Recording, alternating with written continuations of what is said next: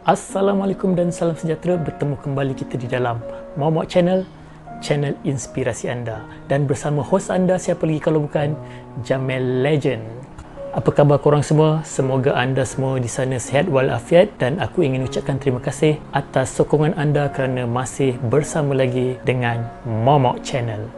Pada kali ini aku akan bawa kisah perkongsian yang sangat menarik daripada seorang bekas atlet negara di mana pencapaian beliau yang sangat luar biasa, di mana beliau telah berjaya mendapat gelaran sehingga 10 kali sebagai Mr. Universe. Berasal daripada sebuah kampung dengan kehidupan yang sederhana, beliau datang ke kota Kuala Lumpur untuk mencari rezeki, dan disitulah bermulanya liku-liku hidup beliau. Hidup di sebuah kota raya membuka jalan kepada beliau menjadi seorang ahli bina badan dan seterusnya mencapai kegemilangan dari satu anugerah ke satu anugerah kerana pencapaian beliau dan usaha kerasnya bagi memastikan beliau menghasilkan yang terbaik dalam setiap acara yang beliau sertai.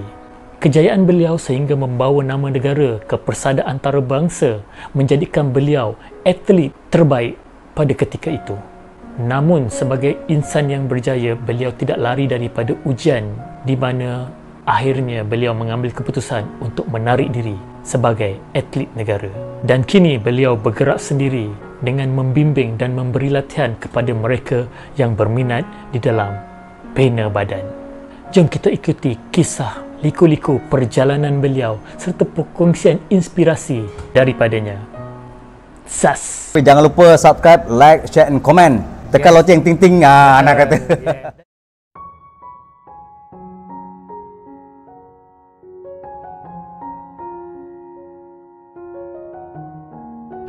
Okey, Assalamualaikum, salam sejahtera. Saya Sazali Abdul Samad, dilahirkan di Batu Pahat. Adik-beradik seramai 11 orang. Saya anak yang keempat. Yang aktif dalam bidang sukan, saya seorang. Sebenarnya dulu-dulu pun memang aktif dalam sukan sepak takraw. Alright.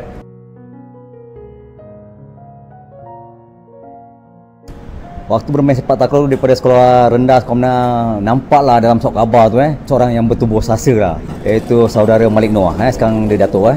Okay, daripada situ tercetusnya dia punya inspirasi dia. Saya pun keraklah potongan akhbar tu. Jadi lepas kerak tu letak kat belakang dinding kat kampung. Jadikan sebagai pembakar semat. Lepas tu carilah besi-besi buangan, besi-besi buruk yang tak pakai kat belakang rumah kan. Buat sebagai dumbbell lah. Kita tak ada kerja apa semua baru lepas sekolah kan. Jadi benda tu jadi minat tu. Walaupun saya bermain sepak takraw, datang satu minat lain, minat main besi pula. Pasal saya dah ternampak gambar Malik tu. Itu je dia punya cerita dia. Macam-macam lah pekerjaan buat di kampung kan. Saya mengecap, kerja kat bengkel. Yang terakhir saya kerja kat kampung tu sebagai bantu dekat warung lah. Lepas saya dah kerja kat Kuala Lumpur, Li, kau nak tak kerja kat Kuala Lumpur, dia kata. Kalau nak nanti kau isi borang Li. Sebagai pembantu perendah lah dekat Kementerian Dalam Negeri, KDN Saya pun isi tak lama sambil saya bekerja kat warung tu. Dia pun balik kampung, dia kata, Li, jom naik KL. Kau dapat tawaran kerja kat sana. Tapi saya sayang tu pasal dengan besi-besi saya kan nak tinggal kan. Walaupun besi tu nampak rare kan, besi lama kan, saya buat daripada bantuan simen. Saya buat sini tu pakai tin melo kan. Masih ada lagi kan, tapi mana yang dah perkarat saya buang lah. Tapi akhirnya saya pergi KL. Saya minta izin arwah mak dengan ayah lah nak bekerja kat Kuala Lumpur. Tapi dia orang kata pergilah Li, kata kan kalau benda yang bagus pergilah. Sebab kerja dengan kerajaan ni tetap dan berpencen, arwah mak cakap. Walaupun kerja sebagai office boy pun tak apalah, kata kan, janji tetap berpencen. Saya pun kerja lah, jawab jawatan kat sana Kuala Lumpur dalam tahun 87 saya naik Kuala Lumpur. Apabila saya dah bekerja dekat KDN tu, saya dapat tahu dekat Bukit Aman ada nak buat perasmian gym Bukit Aman Jadi saya pun dengan kawan saya pergi daftar jadi ahli. Setiap petang saya pergi lepas 4 suku, dulu 4 suku. 4 suku je saya mesti nak pergi gym lepas habis kerja kan. Saya apabila dah bertahun, dalam 2 tahun tu, setahun lebih lah main kat gym tu apa semua. Satu pegawai yang in charge itu dengan anak-anak buah dia semua, dia tengok kan saya daripada dalam bilik kaca cermin, dia pernah menegur saya. Nama dia arwah Tuan Roslan bin Ahmad lah. Dia panggil saya, Yop, siapa nama, daripada mana ni? Saya perkenalkan dia lah. Kata saya Sazali kan, daripada KDN, Kementerian Dalam Negeri. Dia kata badan kau bagus kan, kau rajin. Dia kata rajin main gym suka dia.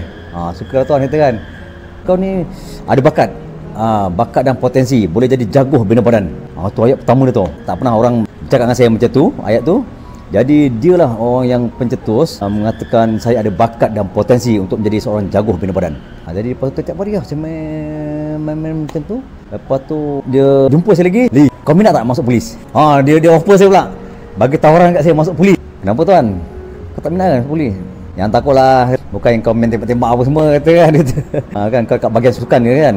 "Nantilah tuan," kata kan. "Saya pun sebagai sambilan je main gym tu, main besi ni sebagai sambilan saya kan.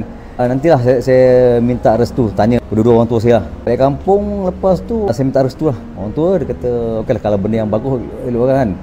Okeylah, saya pun dalam tahun 92 saya cuba menjawat jawatan polis lah.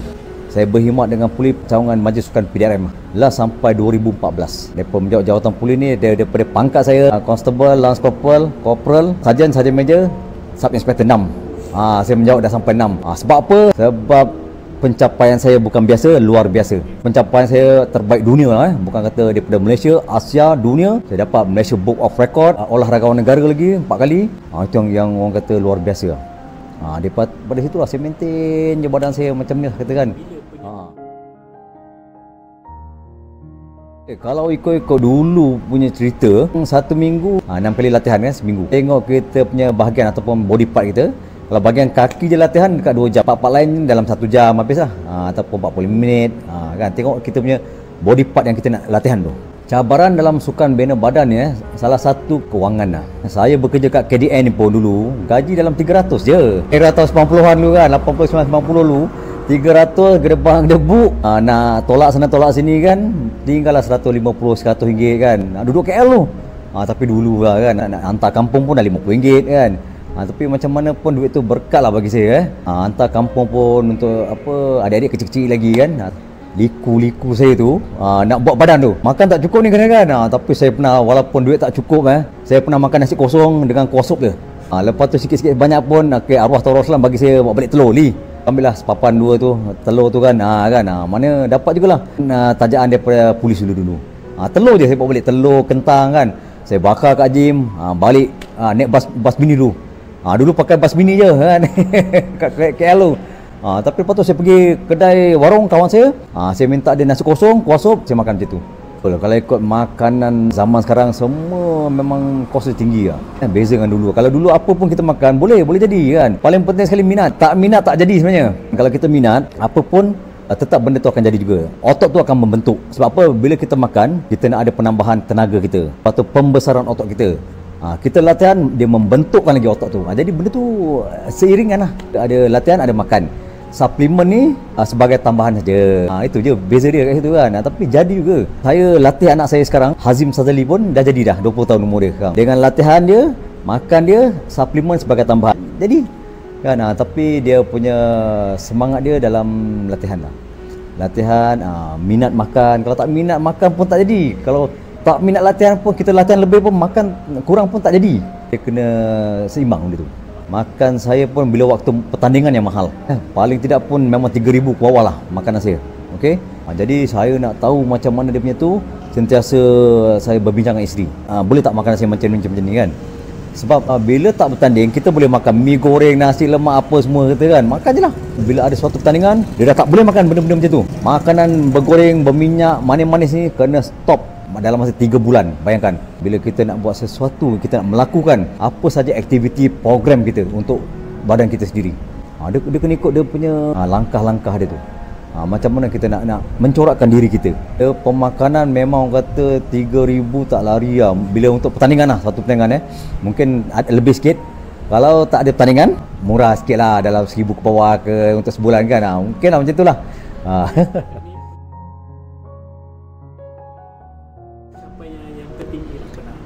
Okey, pencapaian yang tertinggi saya dapat gelaran juara dunia, World Champion 10 kali. Dalam atlet saya dengan Nicole lah paling tinggi world title. Okey, dia punya gelaran tu. Saya dapat gelaran Mr. Asia, Asia seluruh Asia 9 kali. Malaysia tak payah cakap, Malaysia dah lebih 15 kali lah kata kan. Lepas tu Sukan C pun dah 3 kali menang pingat emas lah kata kan. Malaysia Book of Record saya dapat 2 kali. Gelaran olahragawan negara 4 kali sama dengan Chong Wei. Terlalu banyak lah anugerah yang saya terima ni, macam-macam lah. Kalau tengok dalam dia punya list dia tu, saya huraikan je banyak, terlalu banyak anugerah saya. Itu yang tertinggi lah. Saya dapat atlet bina badan terbaik sepanjang abad ke-20 pada tahun 2000. Mana dua gelaran saya dapat title world dan juga atlet terbaik.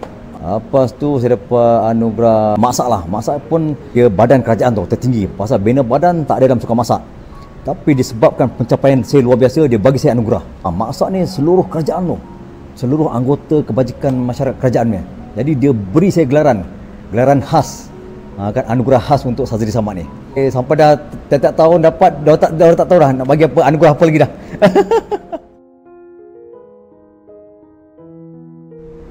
Okey, dia nak jadi seorang atlet ni apa pun sendiri dulu. Sebelum kita dapat cipta rekod satu gelaran kita Malaysia ataupun Asia kan, mana kita sendiri. Tapi bila dah dapat tu, orang dah nampak, orang akan panggil kita kan mewakili negara.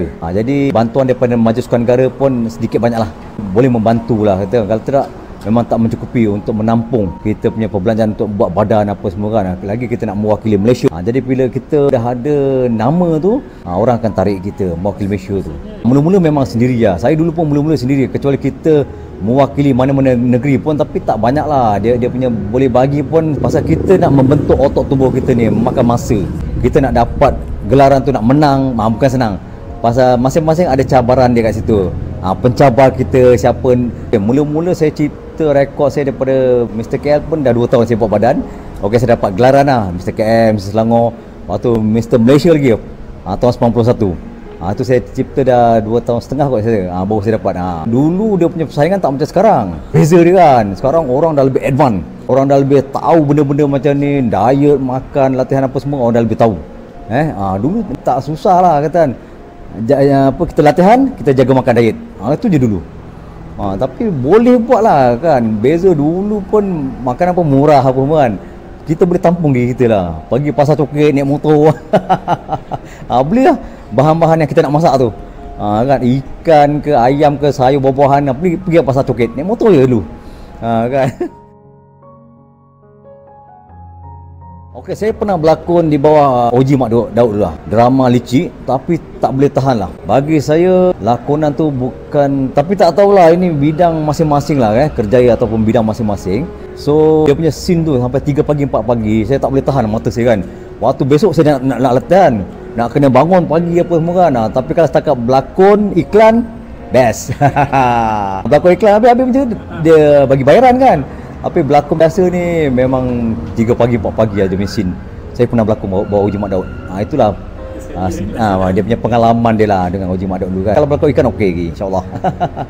Lapan 2 tahun lepas ke tahun lepas saya ada berlakon satu iklan macam pencuci ni ke minyak dia kan, keluaran untuk Indonesia. Saya pakai rambut panjang macam badang tau. Dah sampai ke Indonesia lah. Orang Indonesia pun dah tag kat saya lah. Kan. Okeylah berlakon iklan okeylah bagi saya. Macam train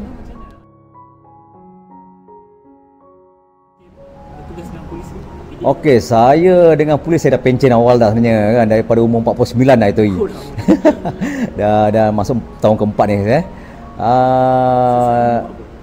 buat kerja lain. Okey, saya pun alhamdulillah, saya pencen pun cukup syarat lah gaji full dapat. Okey, saya nak berdikari, lepas tu saya nak ada gym sendirilah.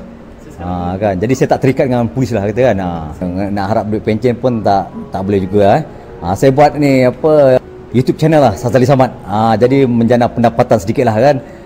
Dapatlah sampai tu okeylah membesarkan anak-anak lagi kata kan. Diorang pun bila dah masuk kolej perlukan duit apa semua kan. Jadi saya buatlah apa saja aktiviti yang boleh mendatangkan hasil duit.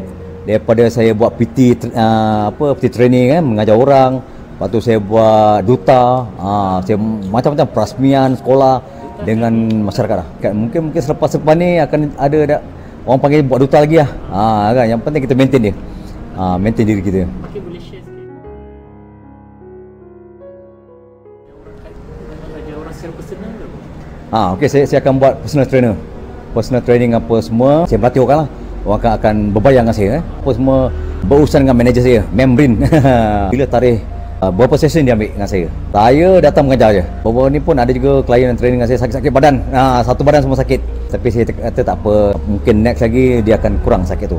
Lepas tu siapa yang ikut saya apa semua, dia orang siapkan bajet dah. Kadang-kadang dia orang tak tahu nak bertanding kat luar negara ni macam mana, nak dia punya pendaftaran dia, nak kenal tu, nak kenal ni nak buat apa, nak buat tu. Jadi isteri saya dia tahu. Jadi ikut dengan saya lah melalui dengan saya punya akademi, saya sama akademi. Cuma saya tak ada bangunan lagi lah akademi ni. Tapi bila dah ada gym nanti, baru best. Semua akan berurusan di sini nanti. Itu dia.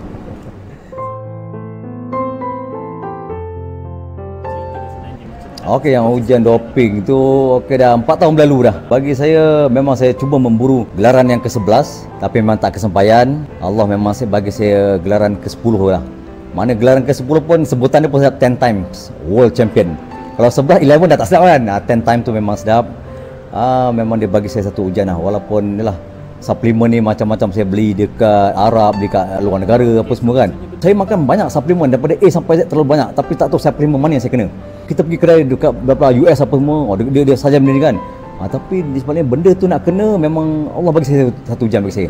Benda dah kena, benda dah berlaku, kita tak boleh nafikan, tak apalah, itu ujian Allah bagi kan. Jadi orang lain pun tak puas apa, bagi saya tak apa.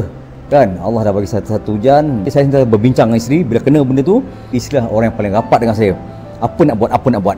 Ada tak ada pun diri sendiri dengan isteri lah yang sentiasa jalan terus bagi saya. Ini ada hikmah di sebaliknya Allah nak bagi saya. Bila sesuatu musibah tu berlaku kat saya, baru saya kenal siapa kawan yang tak suka dengan saya. Saya tahu, tapi saya tetap Sazli Samad. Perjalanan liku-liku kehidupan saya orang tahu. Orang sentiasa support saya jalan terus. Bagi saya kan, saya tak pernah orang kata down je tu. Orang ingat saya dah down, tapi orang tengok bila adanya perkembangan daripada Facebook, Instagram, Sazali menang ke? Orang akan tahu. Orang sentiasa nak tengok perkembangan saya. Walaupun saya tak boleh duduk diam lah. Lagi saya dah buat YouTube channel ni kan. Orang semua tunggu je. Tunggu cerita terkini lagi kan. Alhamdulillah. Semua rezeki Allah bagilah bagi saya. Benar memang usul berlakon ke benda?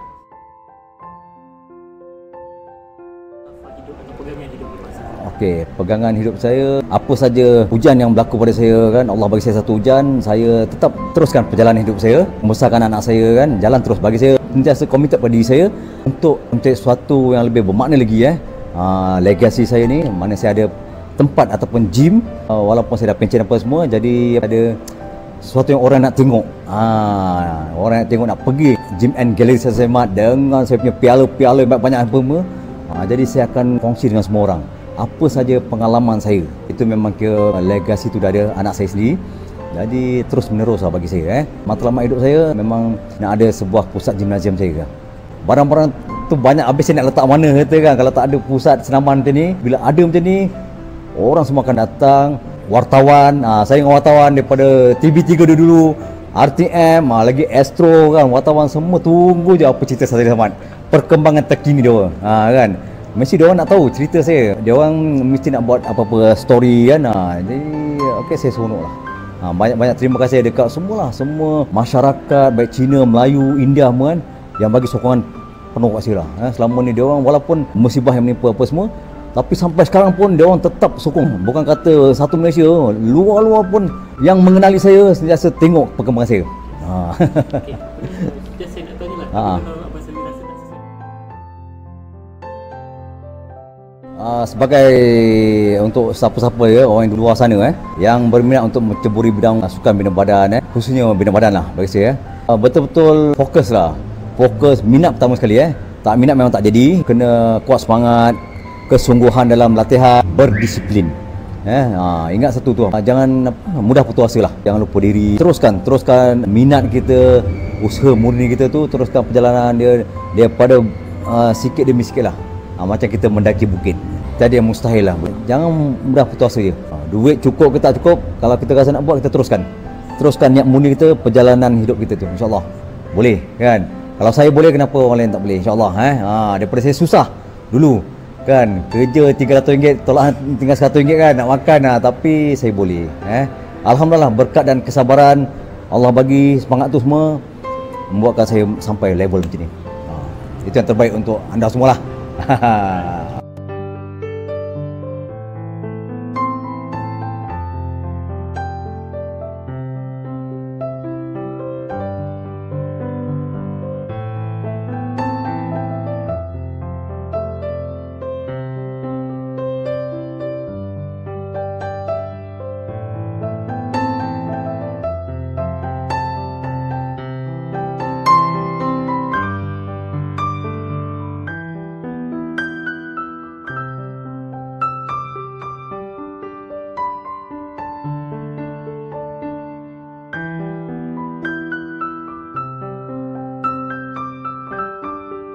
Jangan lupa untuk tekan button subscribe dan juga simbol loceng untuk dapatkan notifikasi video inspirasi pada masa akan datang.